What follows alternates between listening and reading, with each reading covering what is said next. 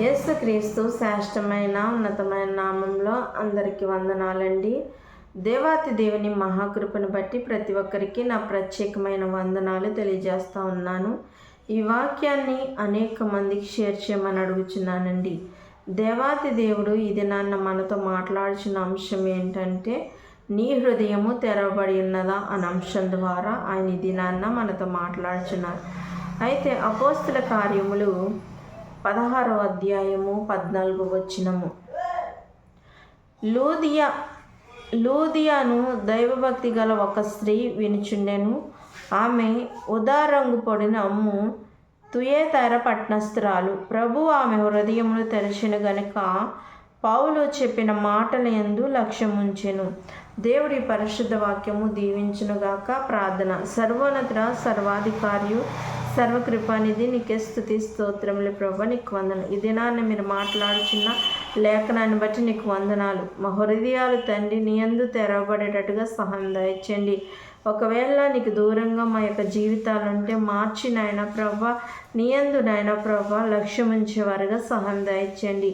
వాక్యము చేత మమ్మల్ని మేము సరి చేసుకుని నాయన బాగు చేసుకునే వారు ఉండడానికి కృప చూపించమని అడుగుచున్నాను దేవా. నీ కృపతో నింపి నాయన ప్రభా తండ్రి అని పిలుచటకు కూడా యోగ్యత లేనప్పటికీ తండ్రి మమ్మల్ని నాయన మరి నీ యందు నిలబెట్టి మమ్మల్ని బలపరుచున్న దేవా నీకు వందనాలు. నీ కృపతో నింపమని ప్రభా చిన్న ప్రార్థన సన్నిధానం చేర్చుకోమని నజరేయుని యేసు నామములో అడుగుచున్నాను తండ్రి, ఆమేన్. మరి దేవాతి దేవుడు ఈ దినాన్న మనతో ఏం మాట్లాడుచున్నారని, మీ హృదయము తెరబడి ఉన్నదని కదా. అంటే నా హృదయము తెరబడి ఉన్నదా లేదా నీ హృదయము తెరబడి ఉన్నదా అని మనగా పరిశీలన చేసుకోవాలి. అసలు ఎందుకు ఈ యొక్క ప్రస్తావన వచ్చింది అని మనం చూసినట్లయితే, ప్రభువునందు మన హృదయాలు తెరబడాలండి. మరి ప్రభువునందు మన హృదయాలు తెరబడియా లేకపోతే వేటి యందు మన హృదయాల్ని తెరిచేవారిగా ఉంటున్నాము ఒకసారి ఆలోచించవలసిన బాధ్యత మనకున్నది. అయితే మరి పౌలు గారు వాక్యాన్ని చెప్తున్న సందర్భంలో మరి ఒక ప్రాంతంలో ఒక మరి చోట కూర్చుని, అంటే ఒక నదీ తీరాన కూర్చుని మరి అనేక మంది అక్కడ స్త్రీలు ఉన్నారండి. ఆ నదికి మరి నది దగ్గరికి ఎందుకు వస్తారు? నీళ్ళు చేరుకోవడానికి, నీళ్ళు పట్టుకోవడానికి వస్తారు కదండి. మరి ఒక గ్రామంలోనూ మరి ఇదివరకు వీధి కుళాయిలు ఉండే కదండి. ఇప్పుడైతే ఎవరి గృహంలో వాళ్ళు సొంతంగా పైపులు వేయించుకుంటున్నారు కాబట్టి మరి ఎక్కడికి నీళ్ళకి వెళ్ళవలసిన అవసరత రావటం లేదు. ఇదివరకు ఎలా ఉండేదంటే మరి ఈది పైపులు ఉండేవన్నమాట. అంటే ఒక ఈదిలో 2-3 పైపులు ఉంటే అక్క పైపు దగ్గరికి వెళ్ళి ఆ వాటర్ వస్తున్నప్పుడు మరి మనకు కావాల్సిన నీళ్ళని ఏం చేసేవారండి, పట్టుకుని మరి నుంచునేవారు అనమాట వాటర్ కోసము. ఆ వాటర్ పట్టుకుని మరి తెచ్చుకునేవారు అనమాట. అలానే ఒక నదీ ప్రాంతాన్న వాళ్ళు ఉన్నారు. అంటే ఇదివరకు కాలంలో మరి మన అమ్మమ్మల తాతయ్యల కాలంలో ఎలా ఉండేదంటే ఈ యొక్క వీధి కుళాయిలు కూడా ఉండేవి కాదండి. మరి నుయ్యలు ఉండేవన్నమాట. ఆ నూతుల్లో మరి నుంచి నీళ్ళు తోడుకోవడం, లేకపోతే చెరువుల దగ్గరికి వెళ్ళి మరి కావిళ్ళు అనేవి ఉండేవన్నమాట. వాళ్ళు జబ్బల మీద మోసుకుని ఉండేవారనమాట. అలాగూ నీళ్లు తెస్తూ ఉండేవారనమాట. అలానే ఇక్కడ అనేక మంది స్త్రీలు నీళ్లను చేదుకోవడానికి ఒక నదికి దగ్గరికి వచ్చారు. అక్కడ అనేక మంది ఉంటే మరి అక్కడ పౌలు గారు దేవుని మాటలు చెప్తా ఉన్నారనమాట. అంటే వాక్యాన్ని చెప్తా ఉన్నారు. మరి దేవుని వాక్యాన్ని చెప్తున్నప్పుడు అక్కడున్న అనేక మంది స్త్రీలు హృదయాలు తెరవబడినవో లేదో తెలియదు, కానీ మరి తుయేతైర పట్టణస్థురాలైన లూదియా అనే ఒక స్త్రీ ఉందండి. ఆమె ఏం చేస్తుందంటే ఒక వ్యాపారం చేసుకుంటా ఉన్నది. ఆ వ్యాపారం చేసుకుంటూ ప్రయాణం చేస్తున్నప్పుడు ఆ నదీ తీర సమీపంలో ఆమె వ్యాపారం చేసుకుంటా, అంటే ఆ సమీపంకి ఆమె వచ్చి ఉన్నది. అయితే పౌలు గారు వాక్యం చెప్తా ఉన్నారు. చెప్తున్నప్పుడు ఆ యొక్క వాక్యము ఆమె హృదయాన్ని తాకిందండి. ఎవరి హృదయం తాకింది? ఒక వ్యాపారం చేసుకుంటూ ప్రయాణం చేస్తున్న స్త్రీ హృదయము మరి వాక్యము తాకింది. అంటే ఆమె హృదయము తెరబడింది వాక్యం చేత. అక్కడున్న వారు మరి హృదయాలు తెరబడినో లేదో తెలియదు, కానీ దగ్గరుండి మరి ఆ వాక్యాన్ని వింటున్న వారు హృదయాలు తెరబడినో లేదో తెలియదు, కానీ ఒక వ్యాపారం చేసుకుంటూ ప్రయాణం చేస్తున్న ఒక స్త్రీ హృదయము తెరబడింది. అంటే ఆయన చెప్తున్న వాక్యాన్ని బట్టి ఆమె హృదయము తెరబడింది. అంటే ఆ యొక్క వాక్యము ఆమె హృదయంలోనికి వెళ్ళిందండి. అప్పుడు ఆ పౌలు గారు ఏవైతే మరి మాటలు చెప్తున్నారో ఆ మాటల యందు ఆమె లక్ష్యం ఉంచిందన్న. అంటే ఆ మాటల యందు ఆమె శ్రద్ధ కలిగి వాక్యం విన్నది, ఆ మాటల ప్రకారం ఆమె జీవించాలని నిర్ణయించుకున్నది.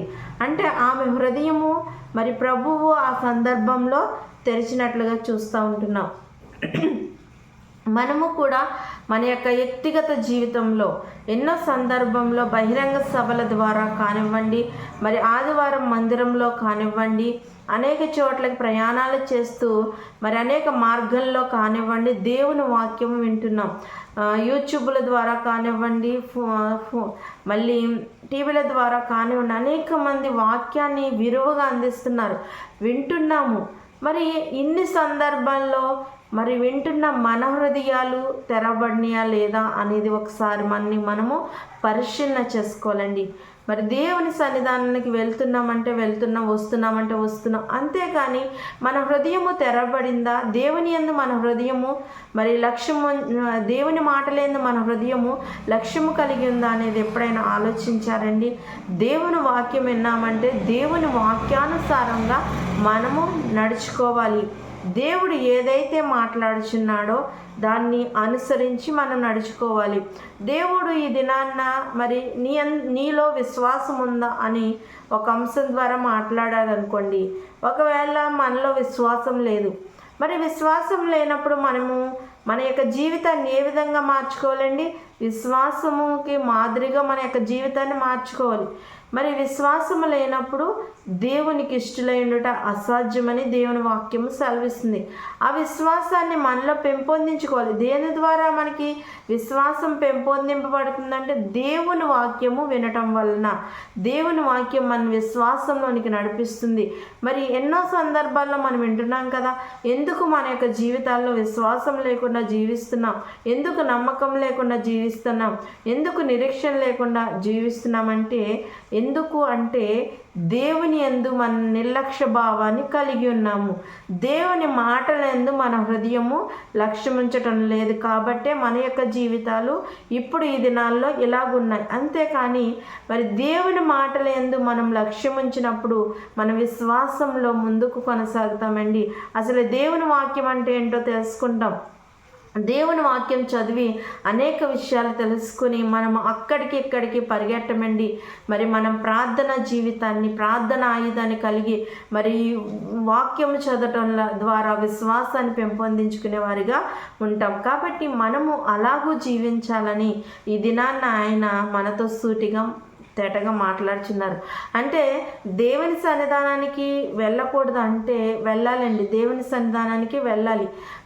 మనము దేవుని సన్నిధానానికి వెళ్ళినప్పుడు, దేవుని వాక్యం విన్నప్పుడు, ఆ వాక్యాన్ని విన్న తర్వాత మరి మనం చదువుకోగలిగిన వారమే అయితే వచ్చాక మరి ఆ సేవకులు చెప్పిన వాక్యము మరి ఇలాగూ రాయబడి ఉందా లేదా, లేకపోతే ఏమన్నా కల్పించి చెప్తున్నారా అనేది మనం పరిశీలన చేసుకోవాలి.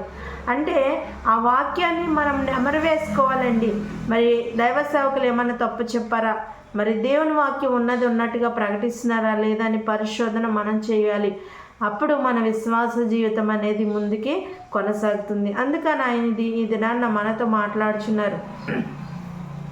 దేవుని వాక్యం విని వచ్చేయడం కాదండి.